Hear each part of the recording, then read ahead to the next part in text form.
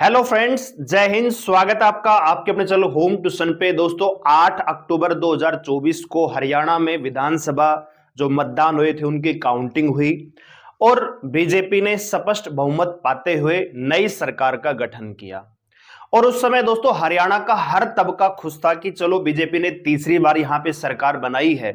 तो एजुकेटर भी, स्टूडेंट भी, और वो बच्चे जिन्होंने 2022 के बाद 12वीं की है, ग्रेजुएशन की है, या वो बच्चे जो हरियाणा पुलिस की नई भर्ती का इंतजार कर रहे हैं, या वो बच्चे जिनको पुराने सीईटी में क्वालिफाई करने का मौका नहीं मिला, यानी हर तबका अपने अपने हिसाब से खुश था कि चलो तीसरी बार सरकार रिपीट हुई है। तो ये उम्मीद लगाई जा रही थी कि पहले कम से कम पहले 2 साल तो बहुत अच्छा ये काम करेंगे और स्पेशली युवाओं के लिए जो मुख्यमंत्री साहब ने वादे किए थे कि हम भैया शपथ बाद में लेंगे, रिजल्ट पहले निकालेंगे। हालांकि वो वादा तो पूरा किया, लेकिन जो अन्य युवा वर्ग है जो पिछले 3 साल से नए सीट के इंतजार में है, वो बच्चा जिसने 2022 के बाद 12वीं पास की है, ग्रेजुएशन पास की है, या वो बच्चा जिसका पिछला सीईटी का स्कोर काफी अच्छा नहीं रहा है, वो बच्चे लगातार इंतजार कर रहे थे कि भैया नया सीईटी बहुत जल्दी नोटिफिकेशन आएगा। और ये भी कयास लगाए जा रहे थे कि 31 दिसंबर से पहले पहले सीईटी ले लिया जाएगा दोस्तों। लेकिन अब ऐसा लग रहा है कि जी सीएम साहब जो हैं अपना वादा लगभग लगभग भूल चुके हैं। और अब जरूरत के हिसाब से, क्योंकि लगातार यही खबरें आ रही है कि अब हर साल सीईटी नहीं होगा दोस्तों, है ना। लगातार ये चर्चा चल रही थी कि हर साल सीईटी करवाएंगे। अब उस प्रावधान को भी सरकार हटाना चाहती है कि अब हर साल सीईटी नहीं होगा, जब जरूरत होगी तब सीईटी होगा। ठीक है दोस्तों। दूसरी बात यह है कि वो बच्चे जो पुराने सीईटी के बहुत सारे ग्रुप ऐसे हैं जिनके पेपर अभी तक नहीं हुए हैं, वो भी लगातार खुश हो रहे थे कि हमारा रिजल्ट जो है पेपर करवाया जाएगा, हम भी सरकारी नौकरी लगेंगे।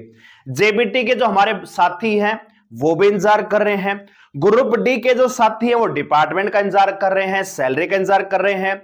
वो बच्चे जो ग्रुप डी में कुछ अंकों से नहीं सेलेक्ट हो पाए, वो भी बच्चे लगातार इंतजार कर रहे हैं कि नए ग्रुप डी की लिस्ट कब तक आएगी, कब तक उनका भी नाम आएगा और कब उनकी सरकारी नौकरी का सपना साकार होगा।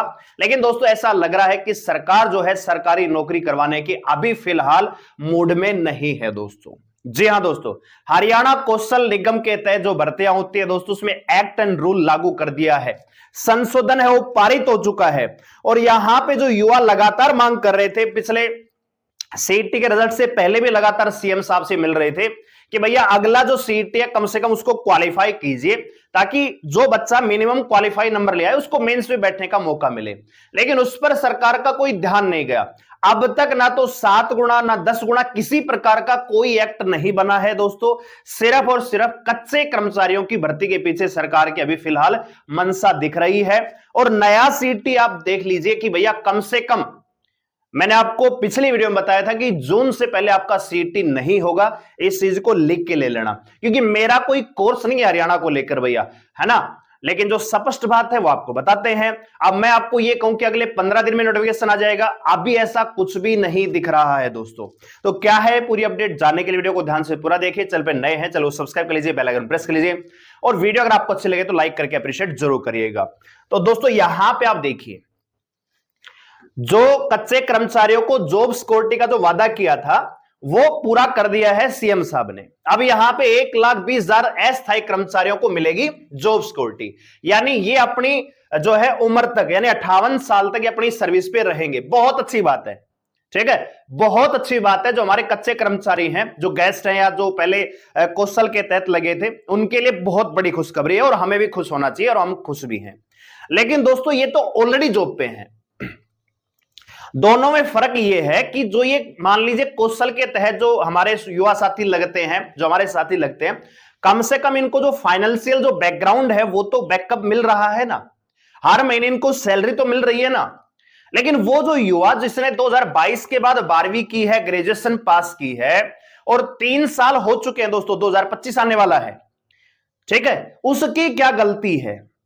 या तो फिर ये उसको भी बता दें, है ना, इन्हीं के बराबर उनको बता दे कि भैया आपको हर महीने हम फाइनेंशियल बैकअप दे रहे हैं, तो आपको चिंतित होने की आवश्यकता नहीं है। ठीक है। अब सीईटी पास को 9,000 मिलेंगे, उसका भी अभी एक्ट बनेगा, रूल बनेगा, काम करवाया जाएगा, तब आपको 9,000 मिलेंगे। वो कब सीईटी होगा, अगले सीईटी पे लागू होगा दोस्तों। कब वो सीईटी होगा, कब आपका रिजल्ट आएगा, कब आप क्वालिफाई करेंगे, कब आपकी वो 9,000 की पेंशन बनेगी, वो भी तब बनेगी जब आप वहां पे काम पे जाएंगे। ठीक है। तो इनमें फर्क यही है कि भैया इनके पास जो है आर्थिक जो बैकअप है वो हो जाता है, लेकिन जो एक सीईटी का उम्मीदवार है जो तैयारी कर रहा है उसके पास ऐसा कुछ भी नहीं है, उसको हर चीज अपने खुद से ही उठानी पड़ती है।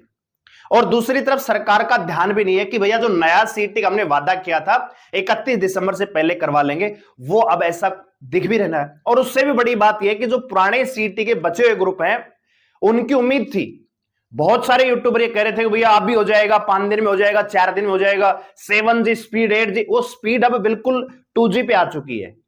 ठीक है, 2G पे स्पीड आ चुकी है। जो पुराने ग्रुप के पेपर हैं उनका भी अनाउंसमेंट नहीं हुआ है, पहले वो पेपर होंगे, फिर नया सीईटी संशोधित होगा कि 7 गुना बुलाएं कि 10 गुना बुलाएं कि क्वालिफाई करें।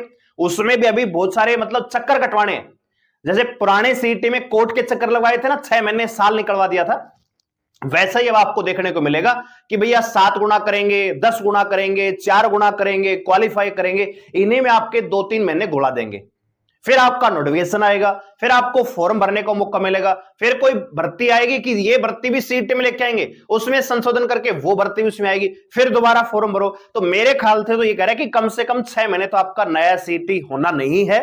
बाकी देखते क्या होता है, ये हरियाणा है, कुछ भी हो सकता है कहने को तो, लेकिन अभी ऐसा कुछ नहीं है।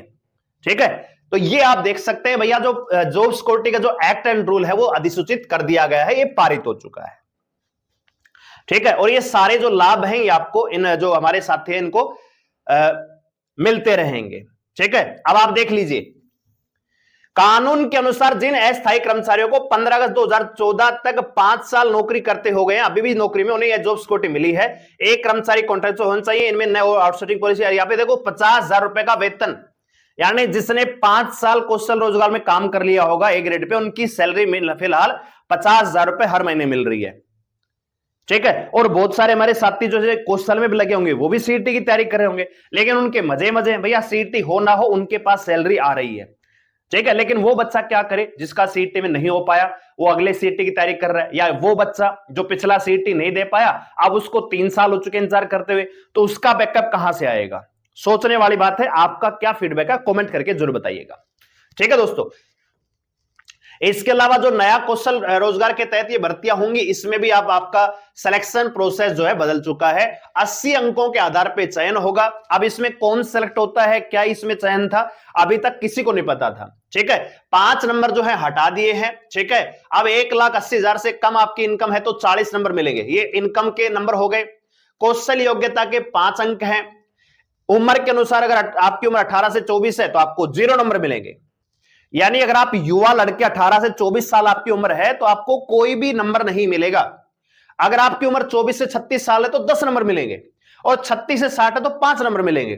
ठीक है, अनुभव या सामाजिक मानदंड का यहां पे कोई भी नंबर नहीं है दोस्तों। ठीक है, तो ये आपका सिलेक्शन प्रोसेस होना है। और ग्रुप सी और ग्रुप डी की भर्तियों के लिए सीईटी अनिवार्य, इसके पास करने के भी 10 नंबर मिलेंगे। जैसे सीईटी क्वालिफाई है उसको फिर यहां पे 10 नंबर मिल जाएंगे। ठीक है भाई, तो बड़ी अपडेट यही है कि कौशल रोजगार के तहत तो जॉब सिक्योरिटी का जो एक्ट है इन्होंने पारित कर दिया है, लेकिन जो नया सीईटी होना है जिसके इंतजार में लाखों युवा बैठे हुए हैं कि कब सीईटी आएगा, कब फॉर्म भरवाया जाएगा, कब पेपर लिया जाएगा, उसका अभी तक कोई भी अता पता नहीं है। ना ही उसका कोई अभी एक्ट बना है, ना ही ये फाइनल हुआ है कि 7 गुना बुलाएं कि 10 गुना बुलाएं कि 15 गुना बुलाएं। पहले प्रस्ताव आएगा, फिर इसका एक्ट बनेगा, फिर जाके आपका नया सीईटी संशोधित होगा, फिर आपका नोटिफिकेशन आएगा।